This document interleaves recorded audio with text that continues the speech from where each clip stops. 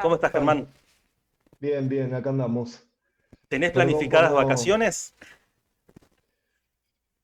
qué sé yo. La verdad es que además uno no tiene un peso Claro, encima de eso. encima de eso.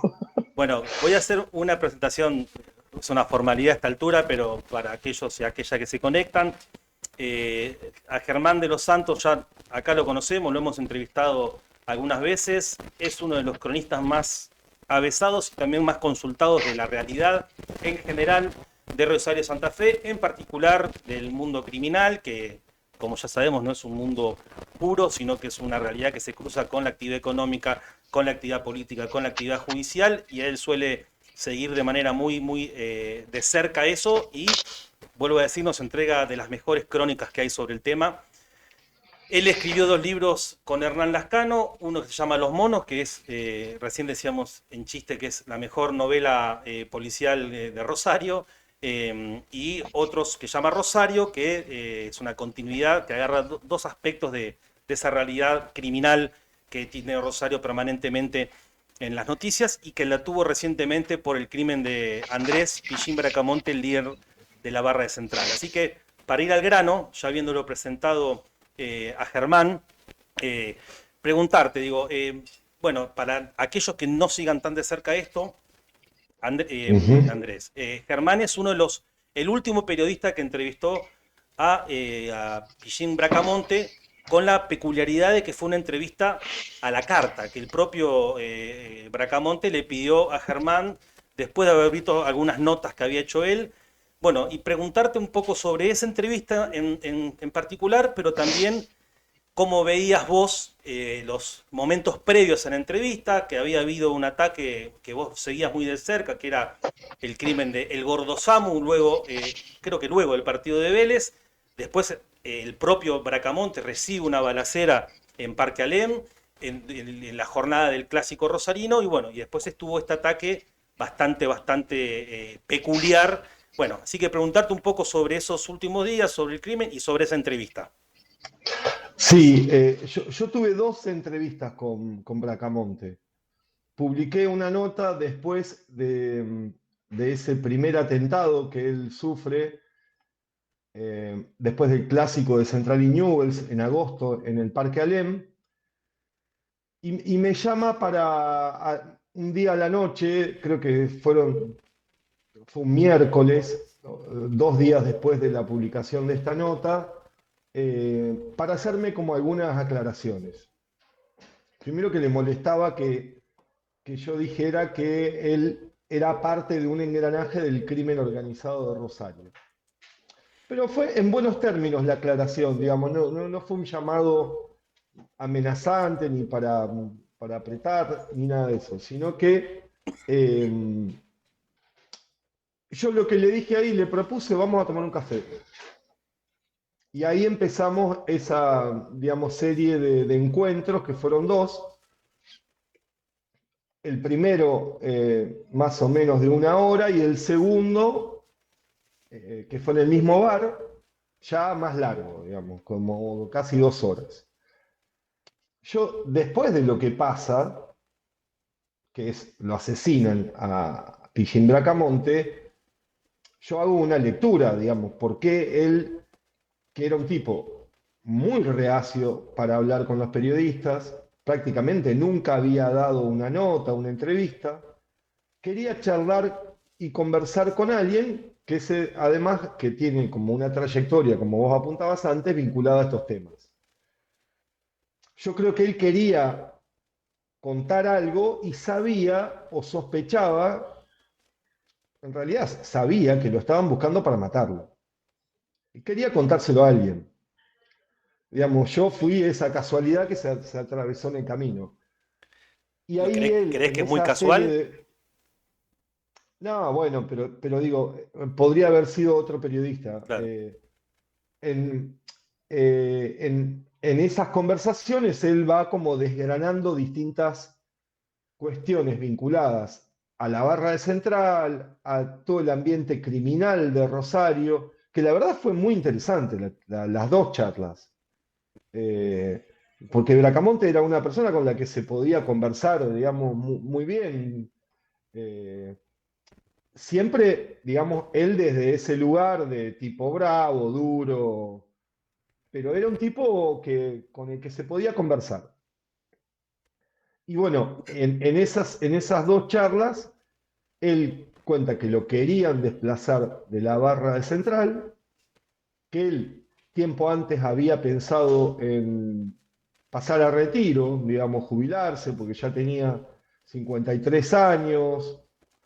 Eh, Él se definía como un empresario que por los problemas judiciales que había tenido durante los últimos años, básicamente una causa por lavado de dinero, lo había como obligado por recomendación de su abogado a blanquear su economía. Eso era lo que decía él. Entonces él decía que se había convertido en un empresario, que tenía los papeles en regla y que estaba en un momento de su vida que podía pasar a retiro, pero que según él había gente del club que no quería que eso pasara por la incertidumbre que genera y por la estabilidad también dentro de la barra brava que, digamos, generaba Pichín Bracamonte, que más de 25 años estuvo al frente de la barra. Pero él en esa, porque yo le digo, bueno, hay alguien, o sea, hay gente que te quiere matar. Le habían disparado 3 tiros en la espalda y él ahí me dice, bueno, siempre me quieren matar a mí, ahí tengo 29 atentados en el cuerpo, pero me dice, la primera vez me dice, todavía no tengo claro quién me quiere matar.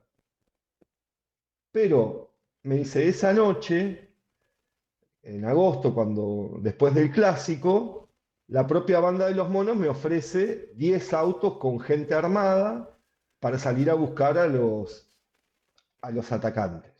Y yo los paré porque una de las cosas que reiteraba permanentemente era que no quería volver a la cárcel. Porque un tipo, él me decía, yo ya estoy grande, la cárcel es un lugar muy lejano y ajeno a mi vida, tipo que vivía en un country y había estado en el mismo calabozo con el viejo cantero. El viejo cantero era el que le cortaba el pelo. Porque en una de las charlas yo también le digo, ahora que vos cambiaste, que querés ser un empresario, te pusiste pelo. No, me dice, yo me lo dejé crecer porque me lo cortaba y me cuenta una anécdota que le cortaba el pelo el viejo cantero en el calabozo. Estaban en un pabellón de alto perfil. O sea, yo lo conocí después, hace poco tiempo, a ese pabellón. Es una cosa muy chiquita, hay 12 presos nada más ahí. Tienen un patio que debe medir 3 por 4 metros. O sea, de una persona que vive en el country Los Álamos a pasar a vivir ahí es. Por eso me decía permanentemente: yo no quiero volver a la cárcel. Pero digamos, en esa conversación que yo le digo, bueno, pero ¿quién te quiere matar? Y él empieza como a descartar. Porque me dice, yo me llevo bien con me llevo bien con la gente de los monos, sobre todo con el viejo cantero, siempre me llevé bien con Alvarado, tuvimos algún chisporroteo, pero viene por otro lado. Y después, en el segundo encuentro me dice, ya sé quién es un grupo que se llaman Los Menores, pero hay otra gente atrás. Y una de las otras cosas que él me dijo en esa segunda charla es, yo nunca dejé que la droga se meta en la barra, pero no es la droga el consumo de drogas, ni la venta de drogas, sino el narcotráfico.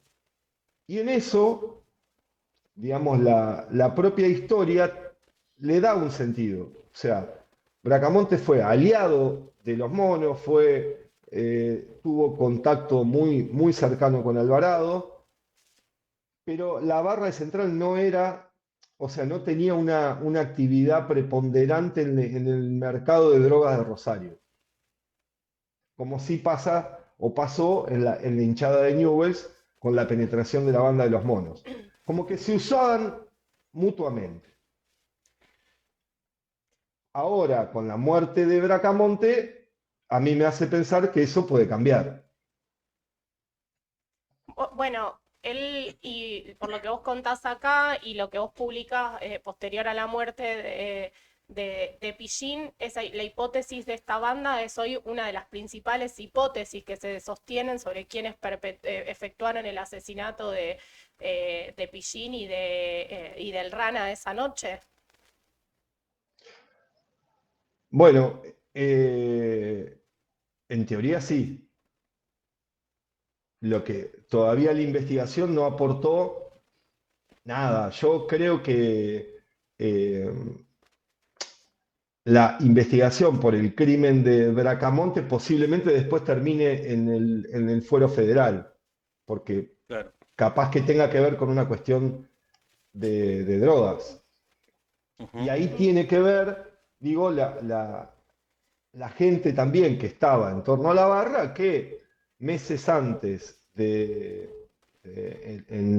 agosto, bueno, casi al mismo tiempo que lo intentan matar, detienen un cargamento que venía con una avioneta que desciende en Santiago del Estero, que es hoy la gran pista de aterrizaje, la nave nodriza de la Argentina, eh, y que viene por la ruta 11.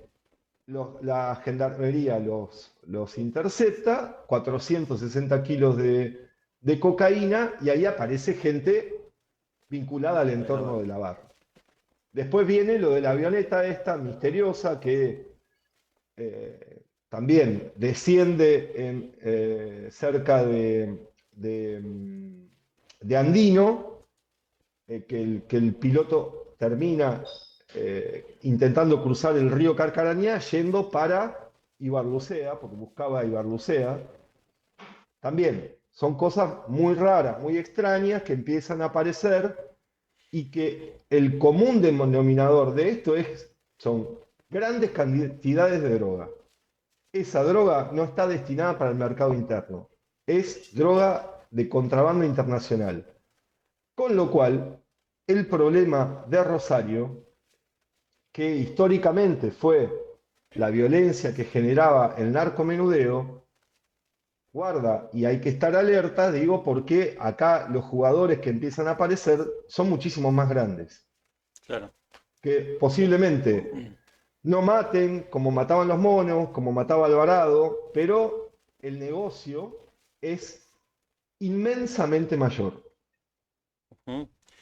Después te vamos a hacer una pregunta sobre eso, porque el otro día te escuchábamos hablando con Hernán y vos mencionabas eso, incluso con una anécdota bastante simpática sobre el robo de esa 4x4. Después te vamos a preguntar sobre eso, pero Sí. para cerrar un poco el tema del crimen propiamente dicho, hay algunas cosas que generan suspicacia, digamos, por lo menos, pero quería preguntarte a vos, que lo seguís más de cerca. Digo, Ujú. el asesinato ocurre en un lugar muy transitado, en un lugar donde frecuenta la barra, se corta la luz de manera, ahora aclararon que fue horas antes, etcétera, pero sospechosa, por lo menos suspicaz. No había policía en un lugar que generalmente los que vamos a la cancha está generalmente poblado, siempre hay alguno. Pasa una ambulancia y se va. ¿Vos ves una serie de casualidades o crees que hay una trama atrás de toda esa serie de hechos? No sé, hay cosas como llamativas. Eh, lo del tema, sobre todo, digamos, que no llega una ambulancia en un lugar donde hay más de 300, 400 policías que se destinan para un partido, es raro por el lugar, Ibarlucea y Avellaneda, digamos, a 3 cuadras de la cancha de Central, a 2 cuadras de la comisaría novena. La comisaría novena, la jefa de esa seccional, que es Débora Cavani, que falla nada por asuntos internos, es la hermana de Maximiliano Cavani, que es un integrante de la barra de Central. eso posiblemente no diga nada, pero digamos, son como cosas que uno va uniendo y generan cierta sospecha. Ujú. Eh, por eso digo, la investigación todavía está en una etapa muy preliminar y nadie se arriesga a decir que hay una zona liberada, pero si vos te pones a sumar, bueno, qué sé yo, por ahí hay, por lo menos existe la duda. Sí, casualidades de cosas que quienes frecuentamos la cancha no suceden muy a menudo, ¿no? Em, Sí, pasa también que cuando por ahí todos tenemos teorías conspirativas porque son encantadoras, digamos, pero después cuando vas a la realidad Sí. es mucho, o sea, al pájaro cantero no lo matan en una especie de operativo táctico, lo matan cuando está meando al lado de una camioneta. Está bueno. bueno, retomando esto que decías sobre el asesinato del pájaro cantero, porque bueno, en esa entrevista que vos le haces a Bracamonte, él dice que si efectivamente lo matan, iba a haber mucho quilombo en la ciudad. Comparativo, digo, considerando de que quizás Bracamonte es uno de los principales, una de las personas más conocidas, digo, de un mundo under, podemos discutir más o menos ligado al narcotráfico, etcétera, y es muy notoria la diferencia que hay cuando es el asesinato, por ejemplo, del pájaro cantero, Sí, que al día siguiente ya empiezan a ver, bueno, ya empieza a haber una cacería abierta contra quienes tiraron. ¿Por qué crees que sí. no hubo lo que él dijo, el quilombo, bueno, lo que él preveía del quilombo que iba a haber en la ciudad? Sí, vos sabés que yo eso lo estuve como preguntando. Se lo pregunté a una persona que estuvo al lado del cajón del pájaro cantero. Esa noche donde desatan, digamos, empieza la venganza alocada y desquiciada que empiezan a matar gente porque le llega un nombre por Facebook. Que está relatado en el libro, aclaramos a Sí, los que quieren seguirlo. mandamos a Claro, leerlo. pero digo, y esa misma persona era un tipo muy cercano a Bracamonte. Entonces le digo, ¿cómo vos que viviste las dos situaciones, cómo ves ahora el escenario? ¿Puede existir o se puede precipitar lo que el propio Pichín Bracamonte dice? Yo creo que por también su ego, esta gente tiene una autoestima muy grande, digamos que muchas veces Claro. hasta creen que son inmortales. Y me dice, mirá, en el caso de los monos era una familia, o sea, era un clan. Matabas a uno y el resto te iba a salir a perseguir, además por la historia de ellos, por cómo eran muy unidos. En el caso de Bracamonte, que es más un asesinato mafioso más tradicional, es bajar a un líder y que probablemente nadie salga a vengarse. Por la fisonomía, digamos, de la estructura de negocio, de lo que es una barra también de un club que ha cambiado mucho. Y el propio, en las charlas estas que teníamos, el propio Pijín me decía,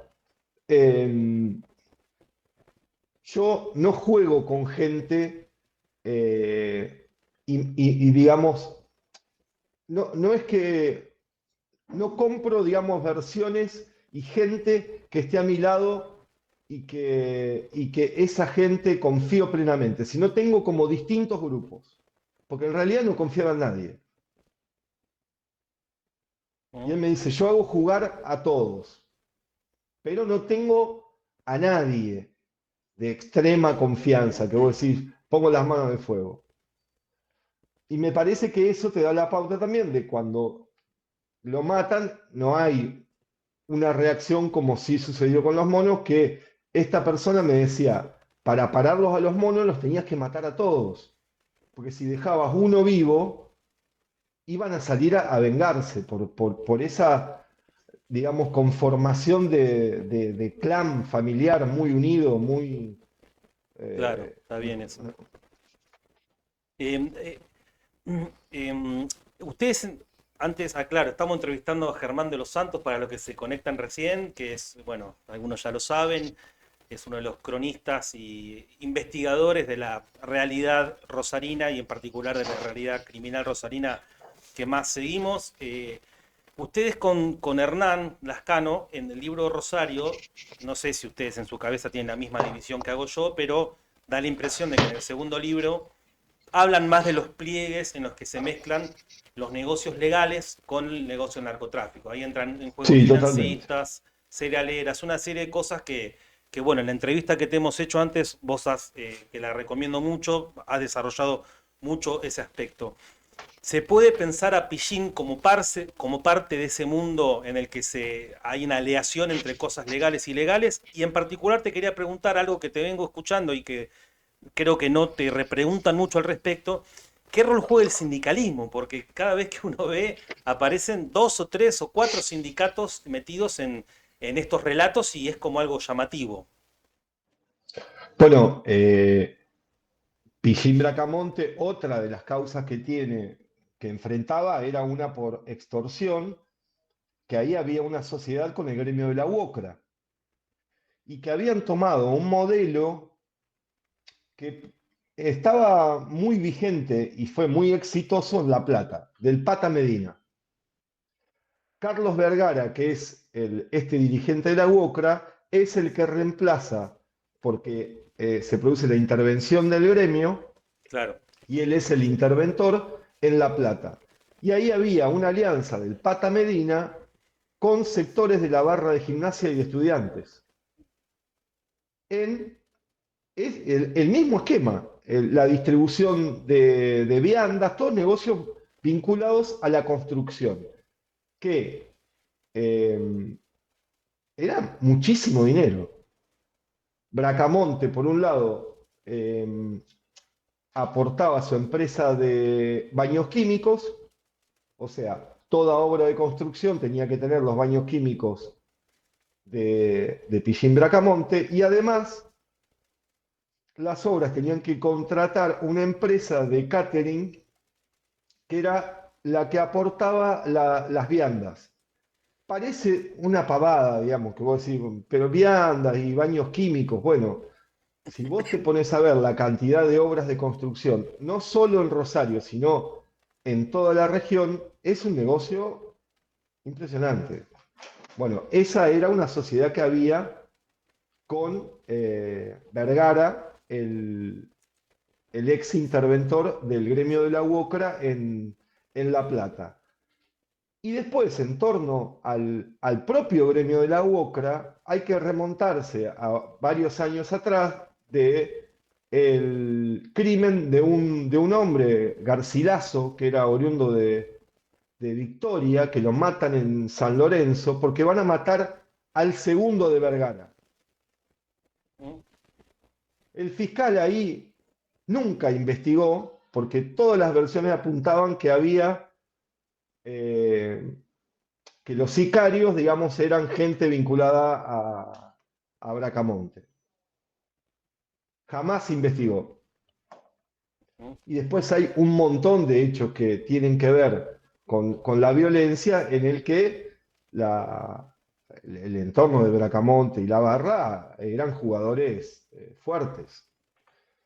No de sicariato como sí tenían, digamos, los monos, pero sí de gente brava que impone, digamos, condiciones.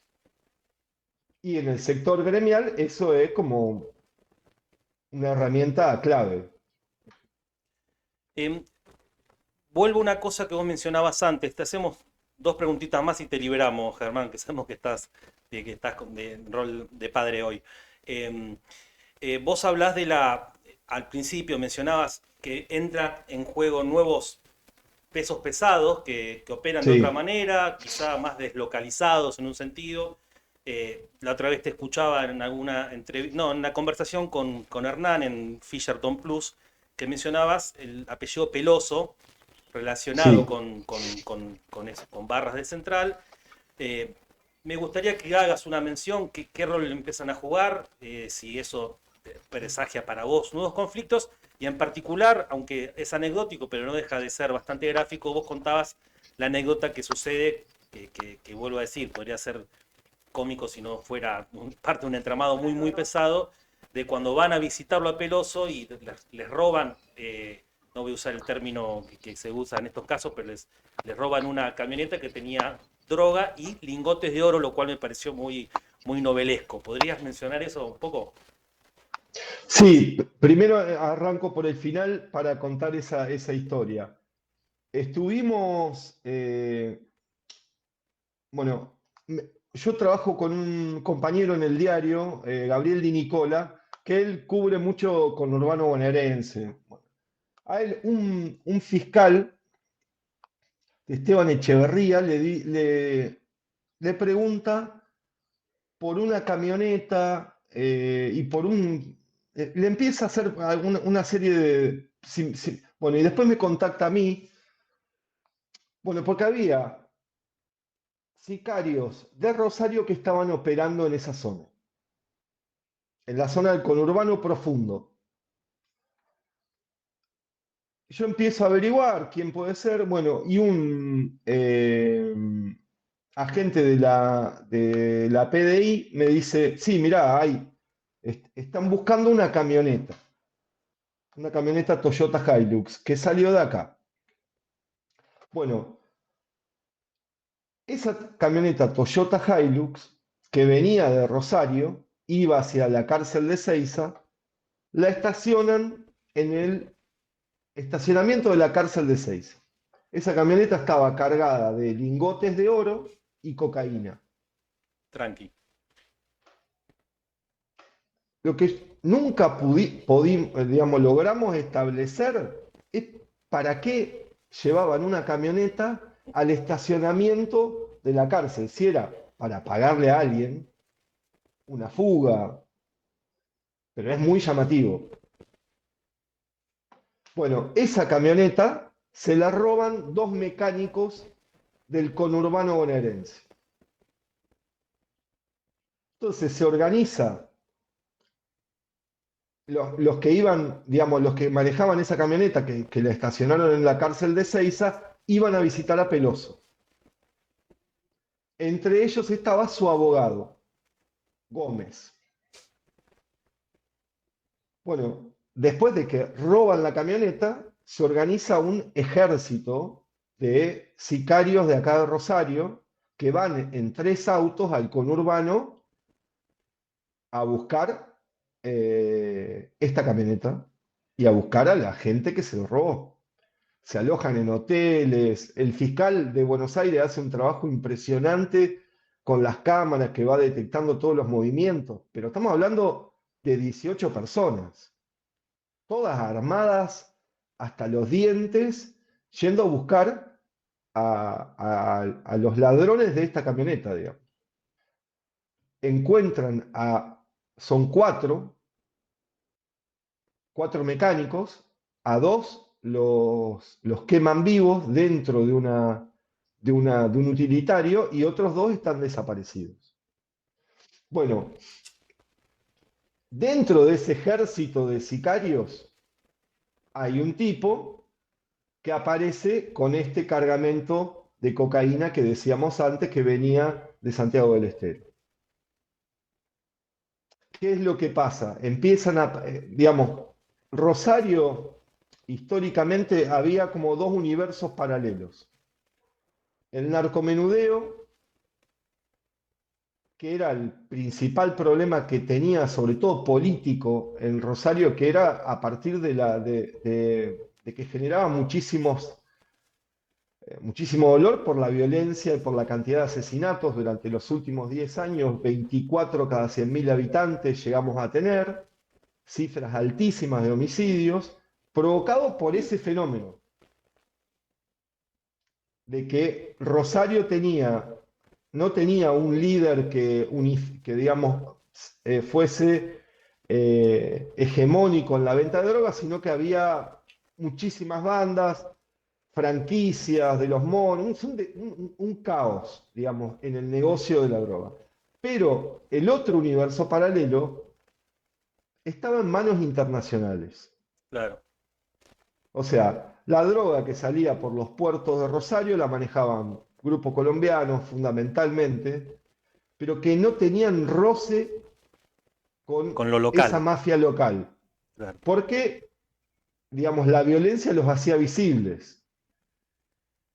Bueno, hoy ¿qué se está viendo? Que hay por primera vez un cártel rosarino, cártel internacional, que yo creo que, bueno, como todo, la justicia va a llegar tardísimo, digamos, pero Peloso eh, está en sociedad, incluso está preso en el mismo pabellón con un boliviano que se llama Jorge Adalid Granier, que es un jugador de primera categoría. O sea, es el que maneja la logística de los vuelos de Bolivia hacia Paraguay y hacia la Argentina, pero estamos hablando de primer nivel, vinculado muy directamente a PCC.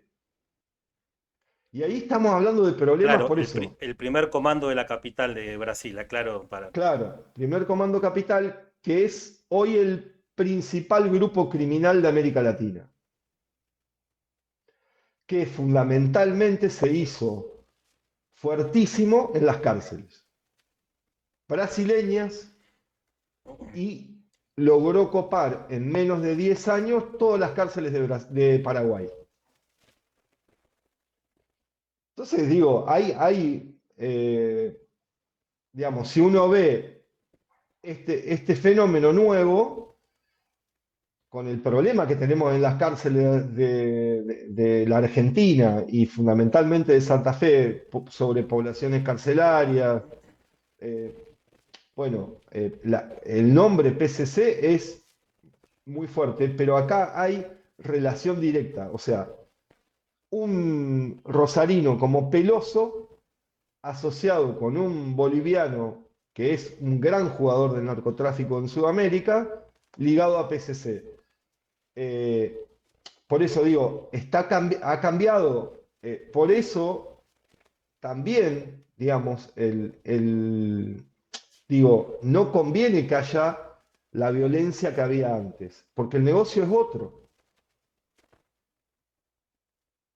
La violencia Nada, lo hace visible y esto lo que busca son multinacionales del delito, digamos. sí, es una definición contundente la que haces.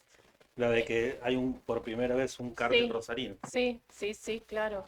Yo lo escribí ya, o sea, no, y te lo dicen fiscales, digamos, o sea, es el primer cártel rosarino internacional. Claro. Germán, la última No por pregunta. casualidad, digamos, agrego Sí, esta Sí, cosita, sí. sí, no por sí. casualidad ves empresas del sector agroexportador que por primera vez empiezan a tomar medidas inéditas de seguridad. Por ejemplo, Por ejemplo, empresas que el tránsito de las barcazas desde Paraguay a la Argentina va a estar monitoreado 24 horas con cámaras de videovigilancia. O sea, el sector agroexportador nunca le dio importancia al tema, porque era ajeno. Pero cuando vieron que se le metieron dos cargamentos y que llegaron a Australia y que había abusos tácticos que lo metían abajo los del barcos. buque, de los barcos, claro, o sea, el fenómeno se hace mucho más sofisticado, complejo. Un kilo de cocaína en Australia cuesta $200.000. Pinche O negocio. sea, digo, ¿cuánto tenés que vender en Rosario para llegar a $200.000 en droga? Esto con un solo kilo, imagínate, ahí está, digo, por eso digo de la multinacional del delito. Ahí está el verdadero negocio grande, gigantesco y operaciones también de lavado enormes. Sí, totalmente. Ya no con Germán, la cueva financiera a comprar dólar blue, digamos, claro. Otro nivel. sino a ser dueños de puertos. Claro, sí, los puertos, hidrovías, etcétera, empiezan a literal cotizar en dólares, ¿no? Germán, como para cerrar esta entrevista que da para charlar largo y tendido, porque además uno se empieza a acordar de cosas que ustedes escribieron en los libros, de cosas que uno ve porque vive en esta ciudad, lee los diarios, ve los boom inmobiliarios, ve un montón de cosas, ¿no? Pero como para cerrar, digo, estas últimas semanas, además del asesinato de Pillín y los allanamientos que hubieron posteriormente, entre ellos a la comisaría de Arroyito, hubo un Sí, allanamiento muy importante a un juez federal, que es el juez Bailaque, para quienes no los vienen siguiendo, ligado, bueno, acusado de estar ligado al entramado del narco. Un poco de lo que ustedes hablan en ese segundo libro que Octavio dice, bueno, me parece que ahí van a la deep web del mira, problema. ¿Qué ven sí. acá? ¿Qué ves en relación a este allanamiento, al juzgamiento del juez? Hoy escribiste una nota en La Nación al respecto. Sí. Mira, para mí es algo como inédito que la propia justicia federal, que fiscales, apoyados con fiscales de Buenos Aires, pero fiscales de acá se animen a investigar a un juez, es un hecho inédito. Ujú. Porque además sobre Bailaque había, pero durante años, muchísimos rumores, comentarios. Pero no es solo la vinculación con Alvarado. Y ahí me parece que es también lo interesante para describir el personaje y que lo que significa un juez federal en Rosario, que es multipropósito, pero sobre todo donde hay guita, donde hay plata. Una de las, o sea, Bailaque mañana va a ser imputado por tres causas. Una es la que revelamos nosotros, que es la de que su contador, Gabriel Misau, era el mismo contador que firmaba los balances de las empresas de Alvarado. Eso no es Y una que casualidad. claro, que lo firmaba además en el mismo momento en el que el juez lo estaba investigando a Alvarado.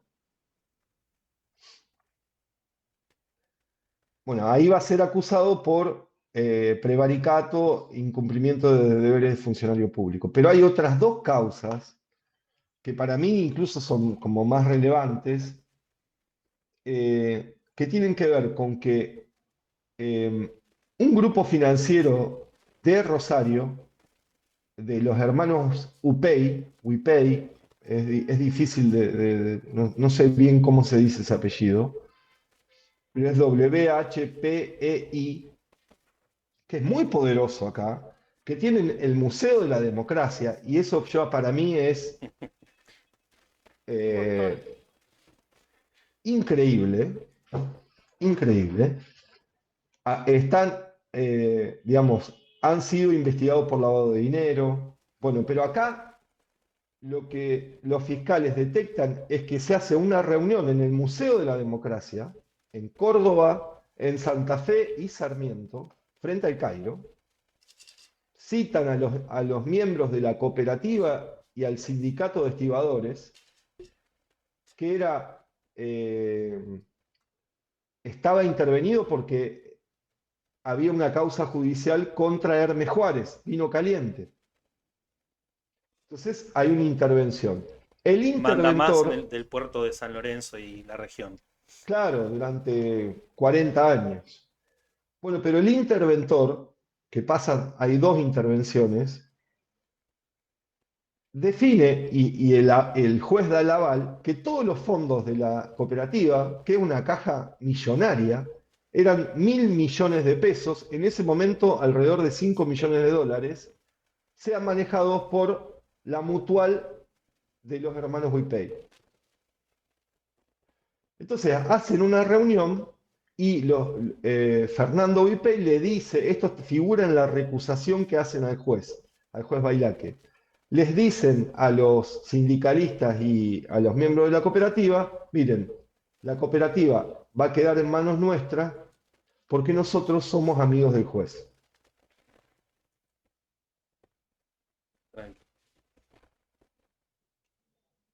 ¿Y qué es lo que pasa después? Es que verdaderamente eran amigos del juez porque el juez le da el manejo de los fondos. Imagínate, estamos hablando de mucho dinero, 1.000 millones de pesos, que en ese momento eran 5 millones de dólares. En el mercado financiero, con un dólar totalmente inestable, es Una muchísimo. fuerza. Claro. Después la Cámara, hay una nueva recusación hasta que el juez termina admitiendo que es amigo de UPEI. Se fue de vacaciones con UPEI. Entonces, digo, todas estas cosas no son casuales. Que el juez sea amigo del financista y que el financista quiera quedarse con una cooperativa que maneja fondos millonarios y que invoque el nombre del juez. Porque muchos hacían eso. Invocaban ser amigo del juez. Porque eso te daba inmunidad. O sea, y esa inmunidad se vendía. Eso es corrupción. Porque en la provincia de Santa Fe no existen casos de corrupción. Bueno, ahí tenemos uno, por primera vez. Grande. Sí, no fue una coima porque estacionaste mal el auto, ¿no? Bueno, Germán, la verdad que daría para atinar cada hilito que mencionaste y sería una charla de 30 minutos cada una de ellas. Como no podemos, te tenemos que despedir. Te agradecemos muchísimo siempre por la buena predisposición y la verdad que aunque uno te sigue, cuando hablas es como que uno va abriendo los ojos grandes, aunque lo haya leído. En serio, muchas gracias por la charla y bueno, la No, seguiremos en otro momento. Muchas gracias. gracias a ustedes. Un abrazo grande. Chao, Hasta Germán, luego. buenas noches.